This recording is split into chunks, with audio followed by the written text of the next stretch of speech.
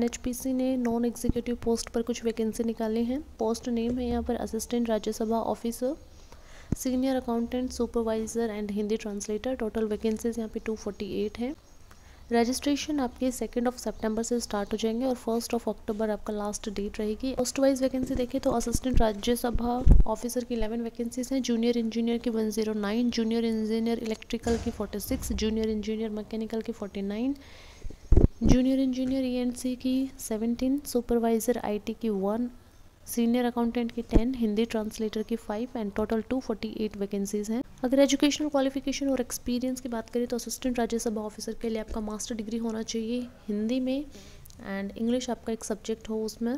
आपको 3 साल का एक्सपीरियंस रिक्वायर्ड है। जूनियर इंजीनियर सिविल के लिए आपका full time 3 year regular diploma in civil engineering और कोई भी एक्सपीरियंस यहाँ पर रिक्वायर्ड नहीं है।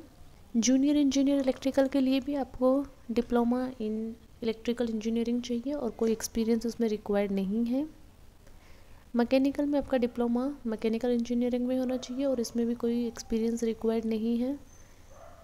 जूनियर इंजीनियर ईएनसी में भी आपका डिप्लोमा इलेक्ट्रॉनिक्स एंड कम्युनिकेशन में होना चाहिए, इसमें भी कोई एक्सपीरियंस रिक्वायर्ड नहीं है। सुपरवाइजर के लिए आपका graduate with DOE-ACC A level course from the government institute, okay. और यहाँ पर मिनिमम 60% मार्क्स आपका रिक्वायर्ड है। सीनियर अकाउंटेंट में आपका इंटर CA पास और इंटर CMA पास कैंडिडेट दोनों एलिजिबल हैं, कोई यहाँ पे एक्सपीरियंस रिक्वायर्ड नहीं है। हिंदी ट्रांसलेटर में आपका मास्टर डिग्री होना चाहिए हिंदी में as English as an elective subject, या फिर आपका डिग्री लेवल आपका इंग्लिश में होना चाहिए और हिंदी उसमें इलेक्टिव सब्जेक्ट होना चाहिए। यहाँ पर आपका 1 year experience in translation require है, ठीक है, 1 साल का एक्सपीरियंस होना चाहिए। मैक्सिमम एज लिमिट आपका 30 ईयर्स है, 30 ईयर्स तक अप्लाई कर सकते हैं।